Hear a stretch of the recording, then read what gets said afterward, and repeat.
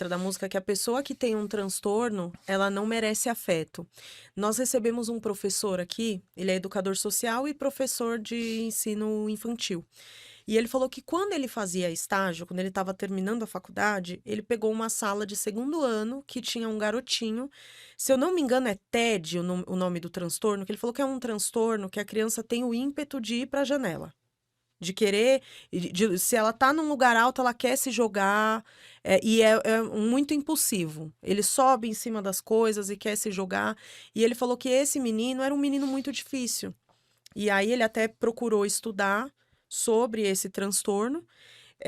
Depois ele acabou pedindo para sair da sala porque ele não se achava preparado para lidar Pra com lidar. aquilo, porque ele ainda não estava formado, não tinha experiência suficiente. E ele até falou que crianças que têm esse transtorno, geralmente elas crescem e elas partem para criminalidade. Geralmente eles desenvolvem uma depressão profunda porque eles não têm afeto. Porque é uma criança que ele falou que é uma criança muito difícil, que não se controla, que ela tem um ímpeto muito muito forte. Você tá conversando com ela, eu não lembro qual que é a sigla, mas é um diagnóstico, assim, que a criança tem um ímpeto muito forte. E é isso mesmo, né? Ele falou, "E olha o quanto isso é prejudicial para uma criança, porque muitas das vezes as pessoas não entendem que é um diagnóstico que a pessoa tem e geralmente a pessoa não dá afeto. Ah, isso é cruel, especialmente, repito, eu já falei isso, especialmente quando a gente fala de criança que está em desenvolvimento, isso é especialmente cruel. Possivelmente ele tinha algum transtorno de controle dos impulsos. Ok, a pessoa não sabia lidar, tal. Mas eu acho que esse ponto que você tocou é fundamental. Muitas vezes,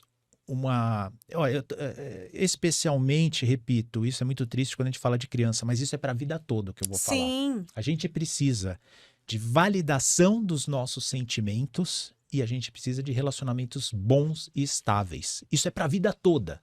Isso é para a uhum, vida toda. A gente precisa disso. Mas quando a gente está falando de uma criança que ela está construindo o desenvolvimento dos afetos dela, isso aí pode ser devastador para o resto da vida. Sabe, Agnes, o paralelo que eu faço é assim, ó.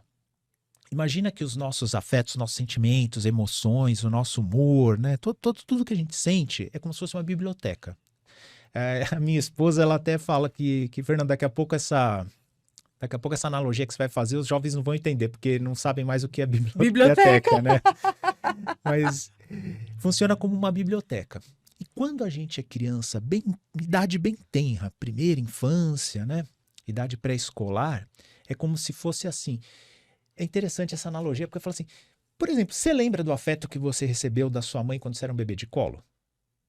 Não, bebê de colo, não. Não, ninguém lembra. Não. Mas é fundamental o afeto que a sua mãe te dá. Desde o primeiro, hoje em dia, inclusive desde que a criança nasce, tem lá os primeiros cuidados, a mãe se recompõe, já coloca lá juntinho lá Pra mamar para mamar, ou e pra no ficar mínimo ficar deitadinho. deitadinho no. Isso é desde o primeiro momento.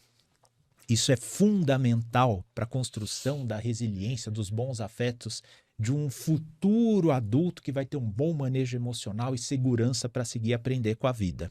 Isso é fundamental. Mas você não lembra, eu também não lembro. Mas isso é fundamental. Então, nessa analogia que eu falo que os nossos afetos são uma biblioteca, nessa fase estão sendo construídas estantes da nossa biblioteca, dos nossos afetos. Uhum. Uma criança que até determinada idade não teve essa validação afetiva, dificilmente ela vai ser um adulto que vai conseguir se recuperar e ter um bom manejo emocional e uma resiliência. Porque na hora que os nossos afetos foram sendo colecionados, que aí eu digo, você lembra, na primeira infância, os momentos bons, os momentos que você foi validado, você lembra os momentos que você foi desprezado, que você não teve seus Uhum. sentimentos validados, isso você vai lembrando e colecionando ao longo da vida. Essa biblioteca nossa, a maior parte dela é da idade escolar até o início da vida adulta. E a gente montou uma boa biblioteca. Só que se naquela primeira infância a gente não teve uma validação dos nossos sentimentos, a nossa biblioteca vai virar um monte de livro empilhado. Não vai ter as estantes corretas. Uhum. Aí você fala assim, na vida adulta ainda dá para você colecionar bons livros, trocar uns livros ruins por outros, tal. Porque a biblioteca ela foi bem montada nesse desenvolvimento. Quando uma criança perde o desenvolvimento adequado dos afetos, porque não teve uma validação porque não teve vínculos primários de segurança, porque não tinha um porto seguro, por exemplo, para voltar para casa e discutir com os pais, com a família, com os outros irmãos, as dificuldades dele, se perde isso e é muito triste. É muito triste. Então, por isso que eu falo, o que você falou é fundamental. Uma criança, às vezes, ela tem um diagnóstico, ela tem um comportamento disfuncional e, por causa disso, as pessoas se afastam dela, julgam ela. Eu acho Falar, muito essa triste isso. criança é peste. É peste e tal, e a validação que essa criança precisa com relação aos afetos para poder se desenvolver bem, às vezes não acontece por causa disso. Então, às vezes, o diagnóstico não era para ser algo que traria maiores consequências, mas acaba tendo justamente por isso, pelo desprezo e isolamento que o diagnóstico acabou causando nela. Então, o diagnóstico de qualquer transtorno, ele não necessariamente ele é determinante na vida daquela pessoa. Não, O meio também interfere. sem dúvida nenhuma. Eu diria que é muito mais determinante na vida da pessoa essa falta de afetos e cuidados, negligências ou abusos que a criança sofre, do que o próprio diagnóstico que ela vem a ter. Eu pensei numa coisa agora que eu não sei se é o correto. Eu lembro que há muitos anos atrás, quando a gente consumia muito novela, teve uma novela, eu não me lembro o nome, uma novela da Globo, que tinha o Tarso, que ele era esquizofrênico. Esse eu não lembro. Era o Bruno Gagliasso. Ele era filho daquela... da Torlone, que ela era riquíssima. A Torlone nunca fez papel de pobre, né? Em novela. Nunca vi. Ela era super rica, tinha uma família super bacana, tal, mas ela vivia no shopping comprando coisa e o marido era empresário, tal, e ela tinha esse filho. E a novela abordou isso desse transtorno de uma maneira que ele surtava e ele colocava um capuz assim. Eu nunca me esqueço disso. Ele andava com uma blusa de moletom assim. E eu lembro que na época eu devia ter uns 12, 13 anos. E aí qualquer pessoa que eu colocava capuz assim e olhava já falava: olha lá o esquizofrênico, olha lá o esquizofrênico. Porque ele tremia muito, ele arregalava os olhos e ele suava e ele se transformava e maltratava as pessoas. O que a esquizofrenia é isso mesmo? A pessoa. Olha, recentemente eu estive no podcast Três Irmãos e um dos hosts lá, ele falou uma coisa que pouca gente fala. Ele falou: Fernando, eu acho que dos transtornos psiquiátricos, aquele que é mais, eu não lembro a palavra que ele usou, mas tipo aquele que sofre mais com preconceito, aquele que é mais desprezado, mais negligenciado é a esquizofrenia. E eu falei: eu concordo totalmente, né? Imagina, você ouve dizer por aí, em tom pejorativo e completamente inadequado, diagnósticos psiquiátricos como adjetivos pejorativos, né? Por exemplo, aquela pessoa lá é depressiva. Tanto que eu não gosto desse termo depressivo. Aquela pessoa está em depressão. Eu não falo depressivo, aquela pessoa é um depressivo, né? Aquela pessoa está... Enfim, aquela pessoa é depressiva. Aí que imagem vem na cabeça? É um cara que é meio lá, desanimado, Chatão, tal. fica na dele. Fica na dele, exatamente, fica na dele e tal. É tipo, não causa mal pra ninguém. E aquela pessoa é muito bipolar. Ixi, é meio errática, fica, né, dá uma surtada de vez em quando, já tem uma conotação mais negativa, do tipo que pode ser uma pessoa que me causa problema. Isso, às vezes tá bem, às vezes tá mal, a gente não nunca dá pra sabe de onde contar. vem. Agora imagina, esse cara é esquizofrênico, é um cara completamente errático, não confiável, enfim, é um cara que você não pode contar pra nada, né?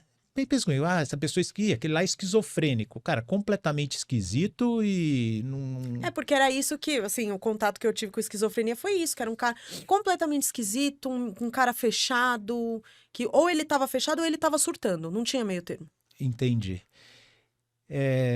E aí entra naquilo que eu falei, né? Os preconceitos se criam com fundo de verdade. É verdade que alguns casos de esquizofrenia, Agnes, não é uma doença, esquizofrenia é um conjunto de doenças, nossa, que podem ser muito diferentes uma da outra. Eu não sabia disso. Não, é um absurdo o quanto pode ser diferente. De fato, até os anos 60, havia classificações da esquizofrenia que apontavam 24 tipos de esquizofrenia. Eu tive contato com essas classificações que um dos meus mentores, o professor Rui Mendes, ele conhecia muito bem sobre isso, então eu tive contato com isso, né? Então, na verdade, não existe esquizofrenia. O que existe é um grupo, um capítulo da psiquiatria chamado esquizofrenia, que tem uma série de apresentações clínicas completamente diferentes uma das outras. Eu tenho até um vídeo no meu canal que é como é que é as faces da esquizofrenia, que eu comento sobre isso, né? E essas esquizofrenias, entre aspas, elas diferem não apenas quanto à apresentação dos sintomas, quanto à gravidade. Então, quando a gente fala quanto à apresentação dos sintomas, tem a esquizofrenia paranoide, por exemplo, que a pessoa normalmente tem delírios, muitas vezes persecutórios, ou delírios de grandeza, delírios místico-religiosos, associados normalmente a alucinações auditivas. Tem a esquizofrenia catatônica, por exemplo, que é completamente diferente. Acaba privilegiando sintomas motores.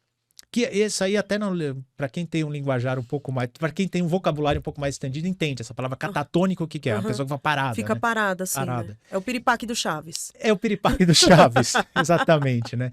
É a ideia que se tem da catatonia. Mas tem casos de catatonia que a pessoa não para de se mexer, se joga na parede. Tem casos de catatonia que a pessoa não para de falar. Coisas às vezes inteligíveis ou às vezes ininteligíveis. Então até mesmo a catatonia, nesse conceito popular que se tem da catatonia, pode variar muito, né? Tem a esquizofrenia chamada simples, que a pessoa não tem delírios e alucinações, pelo menos não de uma forma muito clara, mas tem um pensamento totalmente desorganizado, comportamento desorganizado. Então existem muitos tipos de esquizofrenia e existem muitas gravidades. Tem um tipo de esquizofrenia chamada hebefrênica, que começa normalmente na adolescência, chega no início da vida adulta ou no final da terceira década de vida, e a pessoa já está completamente devastada do ponto de vista cognitivo, afetivo, a pessoa está inválida, que aí entra no estereótipo daquele paciente asilar. Existe isso, aí que entra o fundo de verdade, entende? Mas há casos de esquizofrenia de muito bom prognóstico com o tratamento. Os tratamentos para esquizofrenia medicamentosos existem desde a década de 50, eles foram sendo aprimorados ao longo do tempo e hoje em dia existem tratamentos que são muito bem tolerados, têm um perfil de efeito colateral muito bom e que podem, em alguns casos, fazer o paciente ter uma vida normal. Eu tive 2 pacientes, uma eu ainda tenho, que são médicas. Pacientes com diagnóstico de esquizofrenia. Uma delas é uma médica, que é uma doçura de médica, está fazendo residência agora, e outra eu não sei, porque eu perdi o contato, não é mais minha paciente, mas estava se formando também uma boa médica. Então, tem casos e casos. O que a gente não pode é generalizar. E aí que entra as informações na internet. Às vezes, a questão não é que ela é errada, mas é que ela é superficial. Sim. E quando é superficial, acaba caindo no estereótipo, né? E uma obra como essa que você falou, que coloca a pessoa com esquizofrenia como essa pessoa esquisita, que ou está esquisita ou está surtando, acaba reforçando esse estereótipo, né? Porque foi numa época onde o que moldava a cultura pop Era a novela da Globo. E não aqui e até fora do Brasil, né? Sim, as novelas da Globo eram... Que moldavam a percepção. Então, eu precisaria haver muito mais responsabilidade sobre isso. Você falou de novela. A última novela que eu vi, Agnes, aí vocês vão me ajudar. Eu não sei se foi O Cravo e a Rosa ou Chocolate com Pimenta. Não sei qual das duas veio depois. E a outra que eu vi na minha vida foi Roque Santeiro. Eu só vi essas 3 novelas. Nossa, são fabulosas. Eu acho que o Chocolate com Pimenta acho que é mais nova. É mais nova. São mais ou menos... É mais nova, né? O Chocolate com Pimenta. Essas foram as 3 novelas, novelinhas singelas, com comédia, personagens Eram muito gostosinhas, doces, né? super gostosinhas. As 3, super gostosinhas. Agora, invariavelmente nas novelas a gente acaba vendo esse tipo de excrescência. Isso.